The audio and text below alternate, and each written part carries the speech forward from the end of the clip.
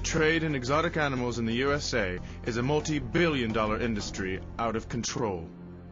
Captive wild animals such as tigers, lions, non-human primates, bears, reptiles, and wolves are being bred in their millions and sold on the open market at auctions, pet stores, and even on the internet. An investigation by the Animal Protection Institute reveals disturbing new evidence that these dangerous wild animals suffer in appalling conditions, kept as so-called pets in private homes or exploited as attractions for public display in roadside zoos and personal menageries.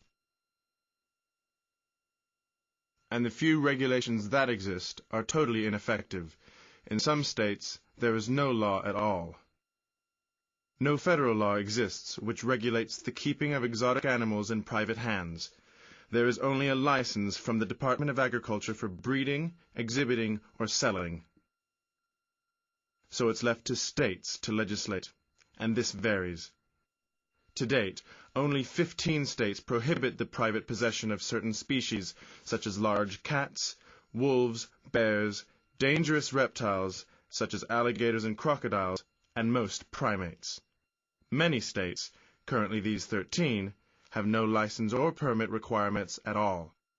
And even in those states or localities which prohibit private ownership, it's ineffective, as federal licenses to exhibit or breed are easily available, which allows people to get around the ban. They passed a ban law here on the island, so you can't own exotic cats or wolf hybrids here.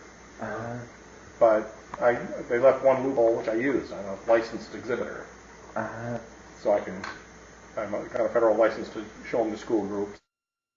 The Animal Welfare Act, which is supposed to set minimum standards for the care and housing of animals, hardly works in practice. The API investigation discovered at a number of licensed premises exotic animals kept in awful conditions. The lack of controls also fails to protect the public and the owners. Wild animals in captivity are dangerous and unpredictable. Time and time again, people, including young children, have been attacked and even killed by privately owned exotic animals. I think whenever you have a wild animal in private ownership, whether it's an unaccredited roadside facility or someone's backyard, I think it poses a huge danger to the public. Many of the incidents we've seen in the last few years occur in these types of environments. We've had 5 people killed by big cats in the last 3 years, and these were all big cats in private ownership. I think it's a huge danger when these animals are when the public is allowed to have contact with these animals. These are animals that are predators, and we are prey. And given the opportunity in these types of unnatural environments, they will try to kill you. I think we've created these situations where these animals are not allowed to engage in their natural behaviors. It's completely unnatural for them. And then you put them in contact with the public. I think it's just an accident waiting to happen. This is what is called a Primate Picnic, a national gathering of primate owners who proudly show off their dressed-up monkeys like parents at a children's party. I want to hold that baby. Can I show you to my friends? Daddy can come. Come here. Come here. Come here. Paraded around in strollers and harnesses, these wild animals were clearly disturbed by what was happening around them. They are often raised in human households like children and may be forced to wear diapers, clothes, and hats while they are taken around on a leash. Some even have pierced ears and wear jewelry. But monkeys are not the only wild animals kept in the home. API investigators found a range of species during private visits kept in totally unsuitable conditions, either confined to cages or just as inappropriately, roaming free inside the home. He is huge, but when he stretches out in bed with me, he goes from my shoulders to my knees. Tiger cubs and infant monkeys were kept inside this house along with a 5-year-old child. It's I think a Hey, I don't think so. The young animals were roughly handled by their owners, and the child, knowing nothing else, treated them like toys. Now what's this? Although she sometimes seemed wary and apprehensive of an attack. The only problem with the male. Stop it, Winston. Murder. Hey, Mommy, you won't let him bite me if I get down there? No, I won't let him bite you, but you should stay up there. In this Washington State home, the whole wall of one side of the living room opened out into cougar pens. This is totally unsuitable, yet it is the home of a representative of an organization promoting responsible private ownership of exotic animals. In another Washington State home, a private owner kept his bears here, with no shelter, no enrichment, and the ground covered in debris. A cougar and tiger were found in similar conditions. Both displayed signs of distress. In Ohio, a representative from an outspoken organization promoting ownership of exotic cats kept her own cougar in a small, barren pen. While inside her crowded living room, various animals, including this lemur, lived in a collection of small cages. She admitted it's a free-for-all in her state, with no law governing private ownership of these exotic animals. You don't really need a license for a cat unless you want to display it. Breed it, sell it, or exhibit it. Exhibit Okay. it. I applied for my license, got inspected, got approved, but because I refused to breed, sell, or exhibit, I'm not. But you can have it in your home. As they grow older, these animals become too big and aggressive for their owners to handle, and are often dumped or left to a life of boredom and frustration, languishing in cages in backyards and garages.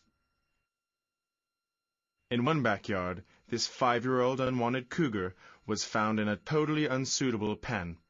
When API investigators visited the home, no one had been in to clean the pen out for over a month following an attack.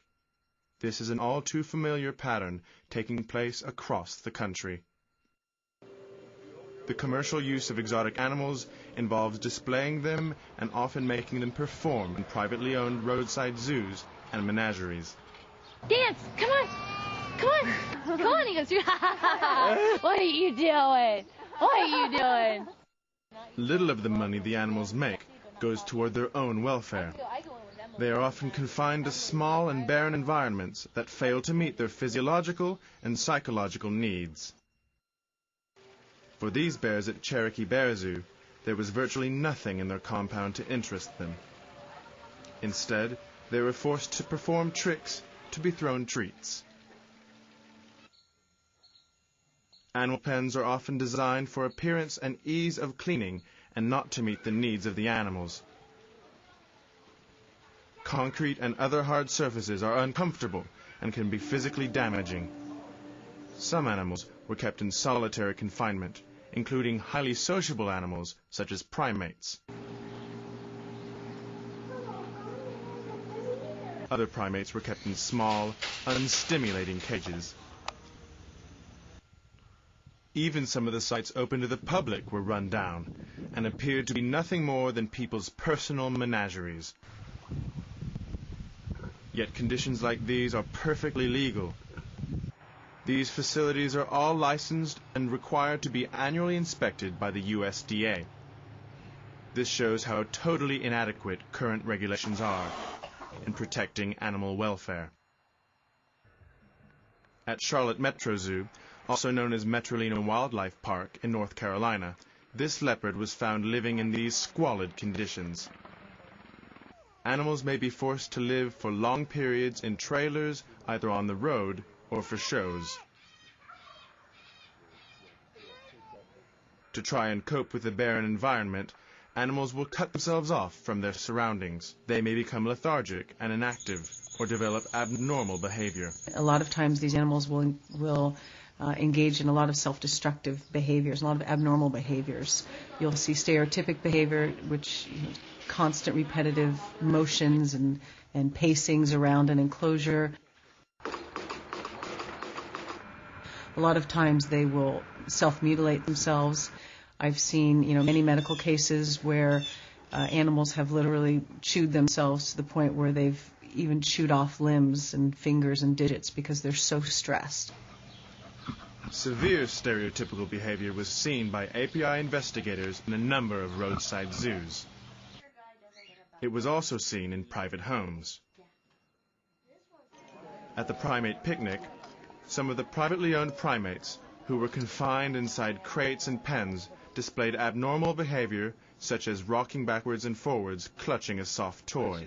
One owner from Ohio stated, She always does that. It's just her way of passing time, I think. A lot of them do that. Comments like that are further evidence of the lack of understanding by owners of the complex behavioral and psychological needs of wild animals. They appear blissfully ignorant that it is their actions and conditions in which they keep the animals that are producing the dysfunctional and disturbed behavior in the first place. Very good boy. I said no. It's not a big deal. The private ownership of exotic animals represents a real danger to families, communities, and the public. Not only can these dangerous animals injure and even kill people, they are also a health risk through communicable diseases.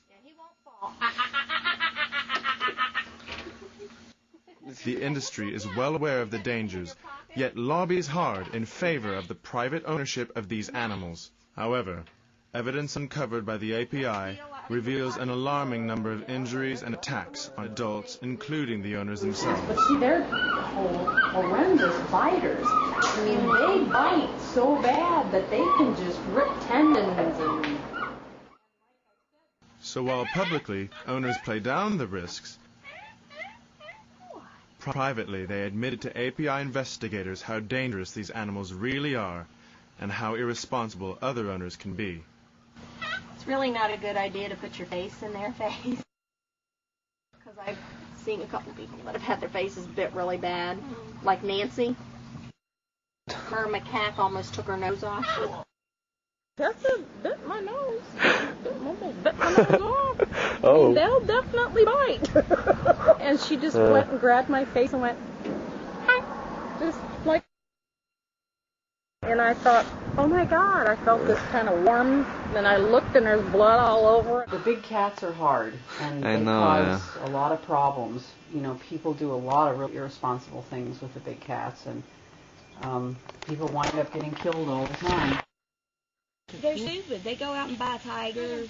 They go out and buy monkeys. They take them out in public and they bite somebody. Or they bite them at home. They build a cage that's not big enough, not sturdy enough. And then they let their little kids still play with them. We had a whole bunch of little kids eaten by tigers last year. Like a 12-year-old boy got eaten. And then, and it's just carelessness. Some private owners mutilate their animals to try to control them and limit the danger. They just have the fangs removed and they can keep their fingernails. A lot of times, private owners will try to remove the canine teeth or sometimes all of the teeth and the claws of these animals in an attempt to try to make them less dangerous, which is really a farce because many of these animals, even without their teeth or without their claws, can inflict a tremendous amount of damage. So if you can imagine removing a healthy tooth that's intact, whether it's done with pliers or however it's done, there's a potential for creating a great deal of trauma to the mouth. You can fracture the mandible, the lower jaw, or the maxilla by trying to extract these teeth. A lot of times these teeth have multiple roots. You leave a root in the mouth and it will form an abscess, and it's very painful for the animal and can cause problems for them down the road. In many cases, I've seen big cats that have had their claws removed with garden shears. When they're young, they just snip it off. The owners themselves admitted the mutilation didn't work. They broke his jaw, and it was like, never again. And he bit me with his back teeth, and that hurt just as bad.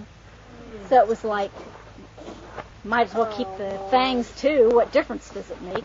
They can hurt you no matter, Yeah, of course. The key is you don't piss them off. Other owners may use aversive training methods. Here at Charlotte Metro Zoo in North Carolina, API investigators were told that an owner needed to be aggressive with monkeys to control them. He demonstrated on a visibly distressed animal.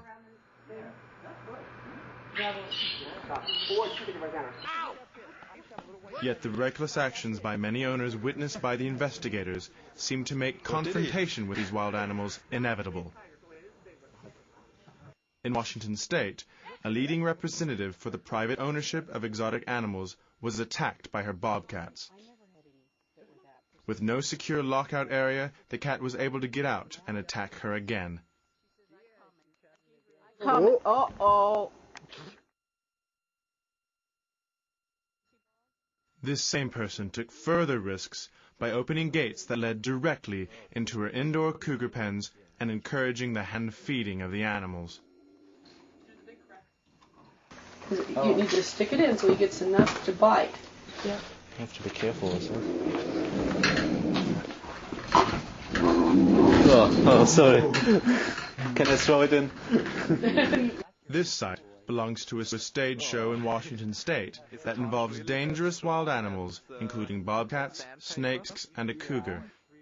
When API investigators visited, they were taken into a bobcat enclosure despite the fact that at least one of the bobcats had severely attacked the owner. I had to grab her once. She had all of her claws.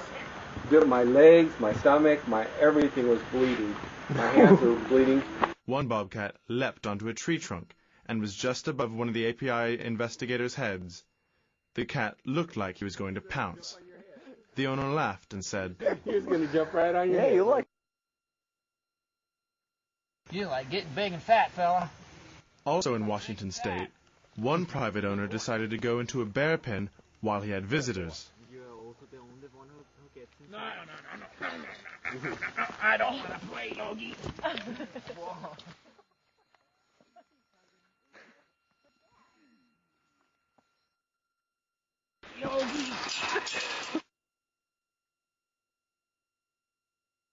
Okay, unlock the gate. Mud wrestling too. I like it. Some of the locations visited did not provide adequate protection.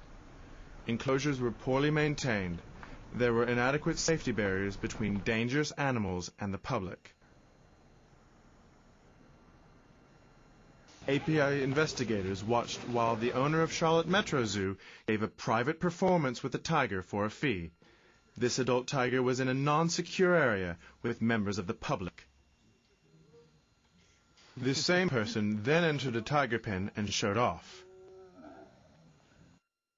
This included him sitting on the back of a tiger and sticking his face into a tiger's mouth.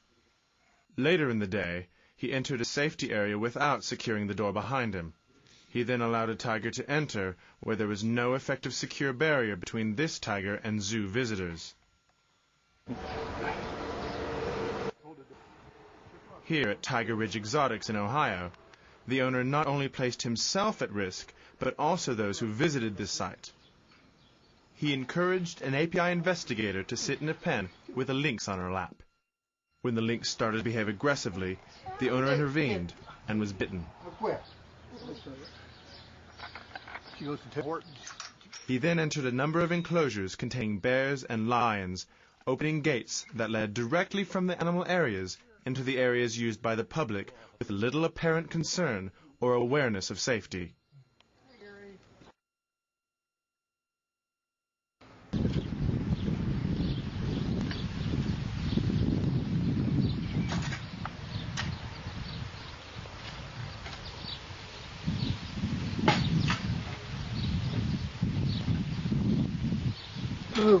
Get back. This pen contained a bear who had savaged the owner in the past, yet he didn't secure the gate behind him. As he entered, one of the bears grabbed his arm with his mouth, forcing him to step backwards. Stand up. Stand up. You gotta stand up. Sit up.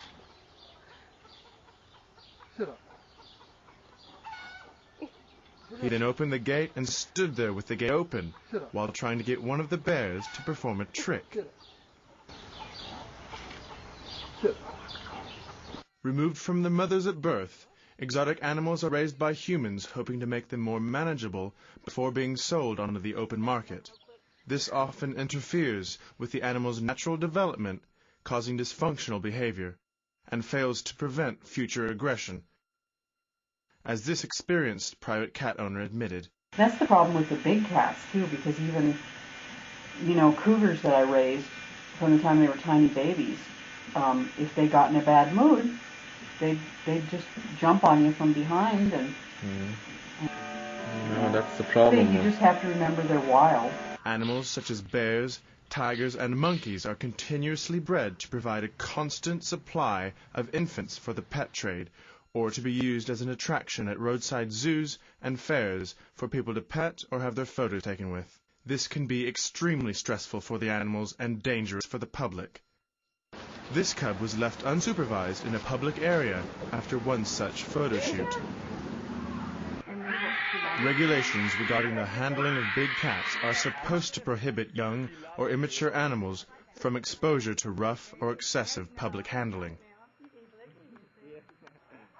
Yet despite the law, tiger cubs under the age of 8 weeks were on display for public handling, which clearly distressed them.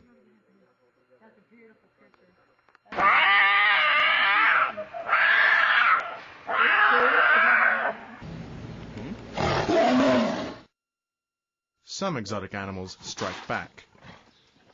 Big cats such as cougars and tigers represent a real danger to people, particularly children.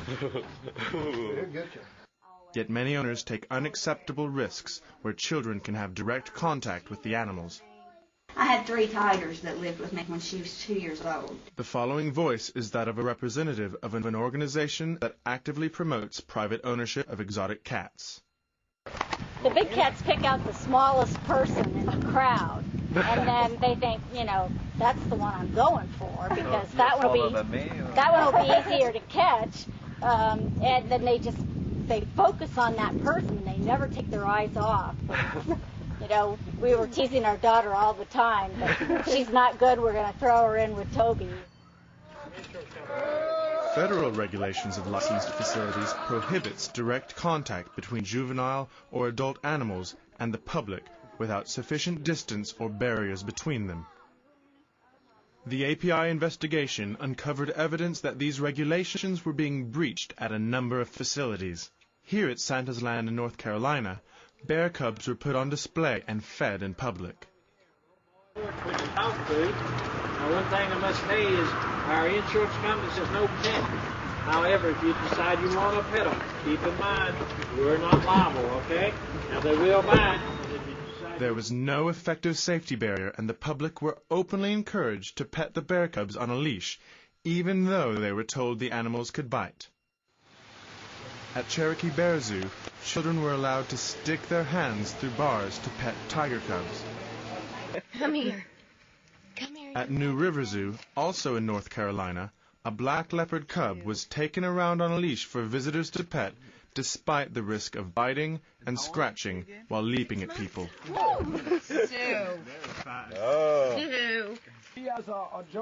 Close encounters with wild, potentially dangerous animals is even encouraged amongst roadside zoos and menageries. But a kangaroo kick can cause serious injury.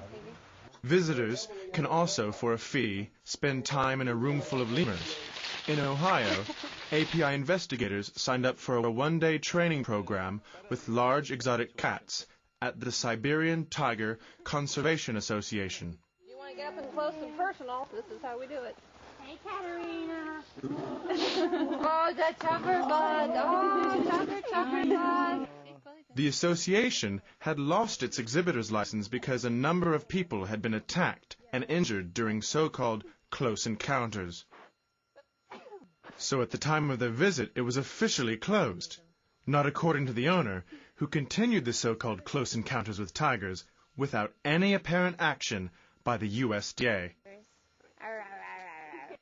Even worse, the owner continued to act in a reckless and irresponsible way. All 3 tigers in one enclosure had their full set of canine teeth. Despite this, the public were allowed to feed them. They were encouraged to touch, stroke, and kiss them. And the owners even cajoled people to sit astride the Give him a big old cats. hug. Sit on him. Give him a API big old hug. investigators felt these tigers could attack at any moment. And they did. Hey. Whoa, whoa, whoa. That's enough. They're not domesticated. Luckily, it wasn't serious this time. But these huge cats can kill in an instant, and the owner was recklessly playing roulette with people's lives.